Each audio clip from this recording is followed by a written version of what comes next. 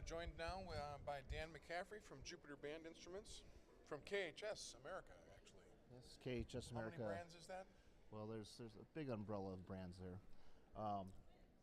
If you look at GM and look at that umbrella, and you put KHS up on top of that umbrella the same way, you would have the brands with the Altus flutes, the Majestic, Mapex, Jupiter, and then of course we have Hohner now with all the Hohner products in there under that umbrella now too. And like I said, with GM you've got all that big umbrella with all those different car manufacturers. Well, you've got KHS with Jupiter and all those different labels under there, which has been really fun to watch grow over the last 20 years.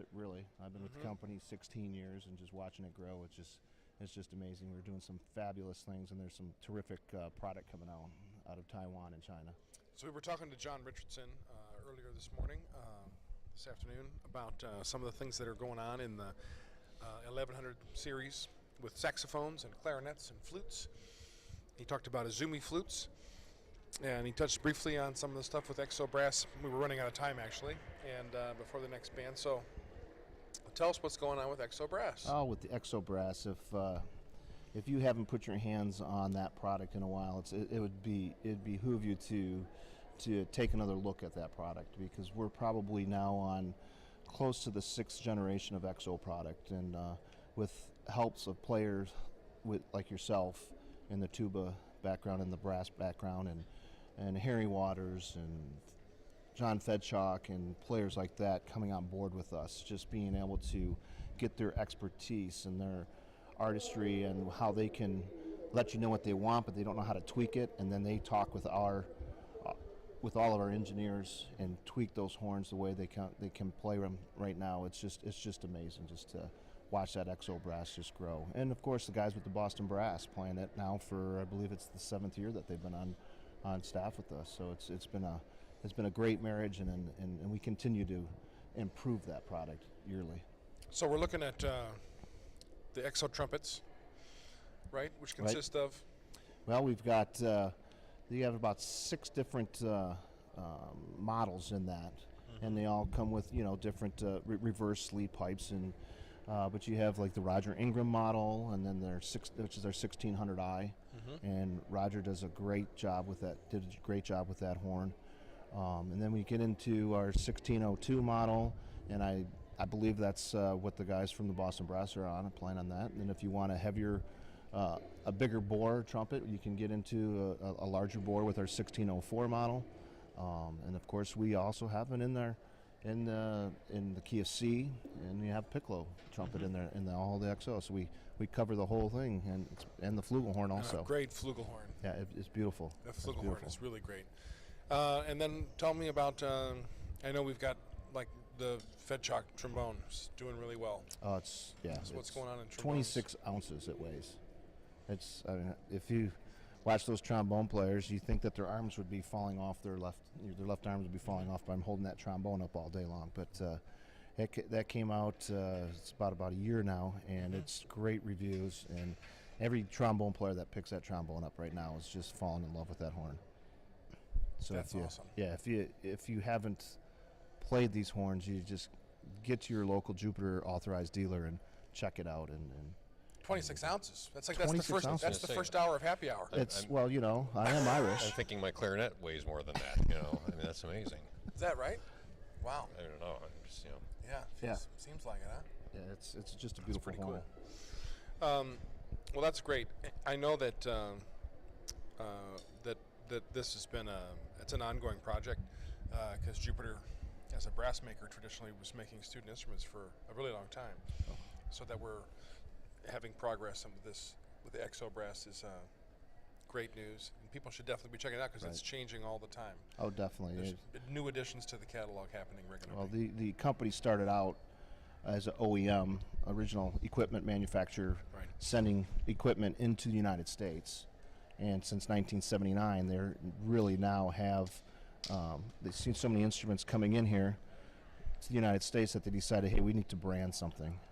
And back then is when they branded it, and branded with the Jupiter name.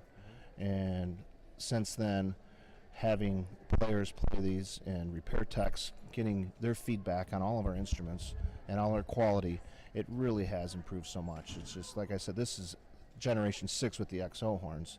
And you start looking at those other horns, it's generation 20 and 23.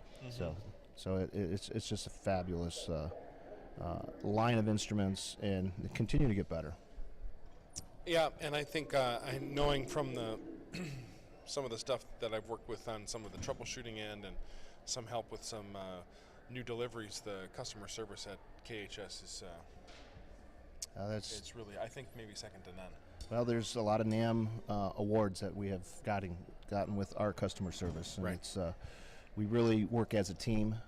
We all know what everybody's job entails, and we do team building and Tabor Stamper right from the top all the way down to the guys in the warehouse. We're all in it together, and it's the same way this whole industry works. You know, if it's not for those kids, none of us have a job. That's right.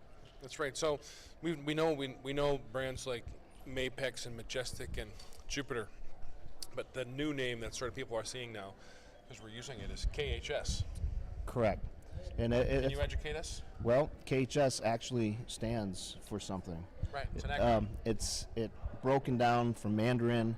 It's contributing to society and schools. Right. It's a phrase that means contributing to society. And exactly. Yes. And that's exactly what we're doing, and that's exactly what the company is doing and stands for. And we believe if you can get a good quality, affordable instrument for everybody, it just makes the whole music industry that much better. For sure. For sure. I always find it interesting to, from being on the inside, talking to people that make instruments that sometimes don't have any connection to music. So then when they see it being used and hear it being played, they always have a really interesting reaction to what they do every day with on their bench when they see that. Oh, it's definitely. I'm told that in Taiwan, all the workers in there belong to different bands within the shop there. So they, after they're done with work, they go play in their band, whether it's a small ensemble, a wind ensemble, to a big symphony band, or just duets or whatever. But they're musicians working on those instruments. That's awesome. Well, we're getting ready for another band here coming up in not too long, and this is Lockport Township High School, and it says freshman band. Yes, they actually have 2 bands here. The freshman band today, and then I believe their advanced band is tomorrow afternoon. It's a phenomenal program that Brian Covey heads up there, and so it'll be great to hear their freshman group and listen to them. They're performing Doug Aikey's Wild Dance. I think we heard that earlier today, and then Pierre LaPlante's American River Song is just a fantastic piece of repertoire for a good, mid-level high school, advanced middle school groups. Really a fantastic piece. And then Stephen Reinecke's Into the Raging River. So we got a little bit of a river theme here, I think, happening. So that's great. That's awesome. Well, Dan, thanks for dropping in. Oh, thank you, guys. I think we'll go. We're running just ahead of schedule because we're getting a nice little break here. So we're about 15 minutes out before the next band with this nice program. That's really going to be interesting. Actually, I don't know the Reinecke piece. That'll be a new here for me. But we'll take a little bit of a break now. We'll go to some of our ads from some of our sponsors. So thanks for tuning in.